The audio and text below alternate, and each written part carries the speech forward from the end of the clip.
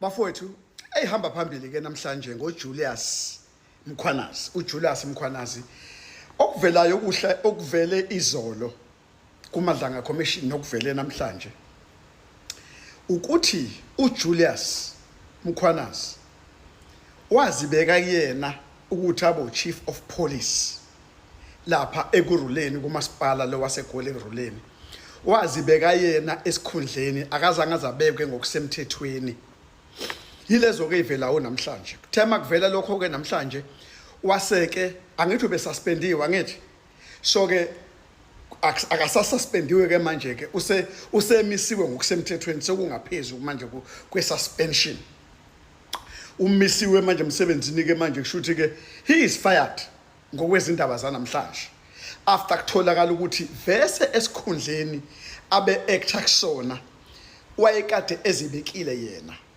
okunye futhi okuvelile izolo hey wazwa isigebengu umsolwa abalo akona umsolwa umhunqonqo lo wesigebengu okunye okuvela izolo ukuthi ngoba umuntu obefika izolo umuntu owaye umphathi khona oseretire lo wababa loyo omkhulwanyana womlungu uveze ukuthi phela lo Julius Mkhwanazi indlela abehlupha ngayo okokuqala wathi mayezwa ukuthi kunezimoto ezifakwe ama blue light wambuza ukuthi hayibo lezi moto ekuthiwa sifaka ama blue light sifakwe kanjani wathi yena hayi kune memorial of and kune agreement kune memorial of understanding iagreement ekhona ngalawo ma blue light wabuza futhi umphathi wakhe ukuthi kanjani ithini lo agreement iauthorize ubani athina ama minute akhona washona ehlathini uJulius njalo furthermore okuvelile futhi wazwa isigebengu nangumuntu kudlalwe ivideo ifootage lapho khona owayentshontsha khona ikhopha ehamba namanye amaphoyisa eyontshontsha ikhopha emzini omlungu thizeni kanti kunama camera lapho ayabaqopha athatha yonke information eyontshontsha ikhopha hey bafowethu kanti sivelelwe yini uyawuzwa kuthiwa makuthiwa kunesisho esizulweni ukuthi esezulu esithi sizalelwe yinja endlini yabona la bafowethu sizalelwe yinja endlini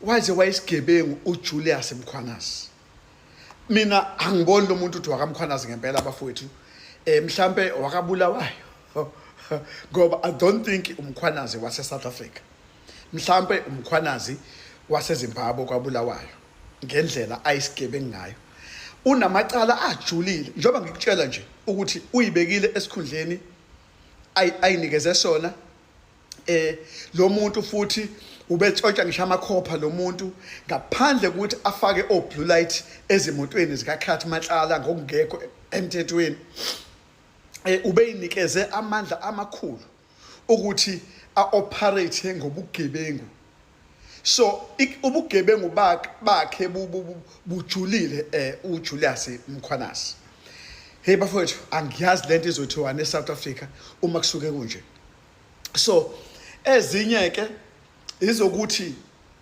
kunomama lo weNPA angazi uadvocate banibani okhona njengamanje uyatestify laphana kuHaddock umama lona njoba etestify laphana kune information akusho kahle ukuthi ngeke aze ayikhiphe ngeke uma uthi awuzukulikhipha igama lomuntu kodwa uzolungisa lokho ngoba uGeneral Khumalo noGeneral Mkhwanazi bamtshela ukuthi kunomuntu osebenza neorganized crime kanje yena uthi ngeke aze alikhiphe igama ngoba kusa investigator and udaba wadlulisela kwiSADC isa investigator ngalo and lo mama weSADC uadvocate Dizeni obekhona last week akayiphathanga leyo kodwa lo okhona osuka kwiNPA namhlanje uthi igama yena ngeke azalisho uzoligodla for her own integrity or her own responsibility. I don't know ukuthi kungani akhethe ukuthi ethu yethu sizofakaza kube kunobufakazi azobukhipha noma kube kunegama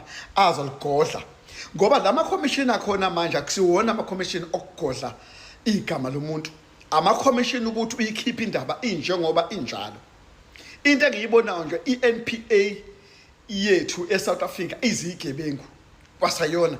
iNPA eSouth Africa is very very corrupt. Ngokunjalo naye ke le SADC yakhona izigebengu iwumgulukudu nayo. Is kahle kahle izosdefenda yona. Ayizile ukuzosiza thina ama South African ukuthi siphume ekutheni siphathwe imkhunqenqe yesigebengu, because bona they themselves hand over iSouth Africa ezigebengwini basebenza nazo izigebengu. South African people, stand up, wake up. Now enough is enough. We really need now to fight, because there is no one who will fight for ourselves. There is nobody. Sizihlalele sisodwa, asina mongameli, asina lutho, because umongameli wenu loyo kwasayena inkuzimalanga yomgulukudu eyafihla amadola. Ayangaboshwa ngani ngoba umthetho wase South Africa usivumela ukuthi sigcine izizumbulu zemali engaka. I thank you. So the city of Ekurhuleni, they decided to suspend this gentleman by the name of Brigadier Julius Mkhwanazi. He's the deputy EMPD chief. So ningabi confused. This is Brigadier Julius Mkhwanazi, not the other Nhlanhla Mkhwanazi, the provincial commissioner of EKZN. Abafani guys, let's not be confused. Lo ngu Julius Mkhwanazi from Ekurhuleni EMPD, lo implicated ngale kuMadlanga Commission of Inquiry by Spears ukuthi he was giving uKhet Matlala ama blue lights, and also ngalo ato committee advocate Batoyi was also appearing giving a testimony yakhe appease protected as criminal syndicates. So guys, let's get into it and then see, break it down kwenzakaleni today 11th of November. So I want to clarify something. In South Africa, our system is still broken, guys. Our system is still broken to such an extent that the city of Ekurhuleni, they did not waste time to suspend this guy because of he was implicated in Gale Madlanga Commission of Inquiry. But the UKZN, they failed to take an action go Aunt Mary when she was implicated naye lapha ku-ato committee. Niyabona ukuthi eSouth Africa ukuthi isikhumba sometimes sidlala a certain role. Isikhumba, you can be prosecuted and be persecuted based esikhumbeni sakho ukuthi isikhumba sakho sinjani. Niyabona ukuthi eSouth Africa dlala yipi i-game. UJulius, they did not waste ukuthi bam suspend, but Aunt Mary till today kusathulekile. Meanwhile uCalvin Rafadi UJ, they took an action after being implicated naye lapha kuMadlanga Commission of Inquiry, up until uCalvin wenzani what decided ukuzitepela down in the University of Johannesburg. But the UKZN, they are deciding which bona they're gonna protect this matter. Is that how they are playing in the UKZN without even distancing themselves from this whole implications of Umeri Dehas? Okay guys, let's get into Madlanga Commission of Inquiry first before sizoya ato committee. So uJulius Mkhwanazi, this gentleman, he was implicated lapha ku Madlanga Commission of Inquiry by Revo Spears, of which Revo is a retired EMPD official, una almost 43 years asebenza in the EMPD as an official officer. So he said ukuthi the accusation ebezikhona are regarding, especially nakhumbula on the July 6 also, it was said ukuthi uJulius Mkhwanazi bekanikeza uKhet Matlala amakari wakhe ama blue lights, of which at the later stage Julius Mkhwanazi, he was asked by the media and then he waphika wathi yena akanikeza uKhet Matlala ama blue lights, and not only ama blue lights, but it also kuvelile izolo ukuthi he is also involved at other criminal syndicates. Niyakhumbula ukuthi Revo Spears appeared lapha kuma Dlanga Commission of Inquiry yesterday, also today. At the time of recording this video, the proceeding was still on. So he revealed ukuthi there was a copper cable that was stolen by some EMPD, and those EMPD officials, they were not only involved on the stealing of that copper, there was also other certain particular theft that they were also involved in. So there's a video a shocking revelation. So these people, they were conducting a search and seizure without proper documentations, and then they took a copper, and then that copper no one knows ukuthi iphelelepi. And he also revealed ukuthi it looks like ukuthi there's more cases whereby EMPD officials or Lamapoisa, this unit that was working with Mkhwanazi, they were also involved in other criminal syndicates, allegedly, because not everything is confirmed. And usually the IPD knows about this and they are doing nothing. So guys, technically IPD nayo yes failures because of like why are they not investigating and making sure ukuthi abantu that are involved in this, they are taken to task? It doesn't make sense. So he also said that the people that are working with these criminal syndicates are very dangerous, because that video, guys, that I showed you of that copper cable Tonton. So apparently the person who submitted that video, Uyako Hanekom, unfortunately he was unalive. That's how these people are so dangerous. And he also revealed to 200 police of laba ebebasebenza no brigadier Julius Mkhwanazi, they refused to give ama fingerprints like the vetting process when they were employed. So he said when they were conducting vetting, 275 of those police officers babe nama criminal charges, and 100 of them they had ama trials that are waiting for them. So kushukuti like these people so unfortunately or fortunately, city of Ekurhuleni, they took an executive decision ukuthi let's suspend the Brigadier Julius Mkhwanazi up until further investigations. So let's go to Ato Committee. So guys, the Parliament on Monday the 10th of November, they sat down, they discussed the witness list, and then also Cyril Ramaphosa needs to appear in the Ato Committee, and as well as Kurt Matlala.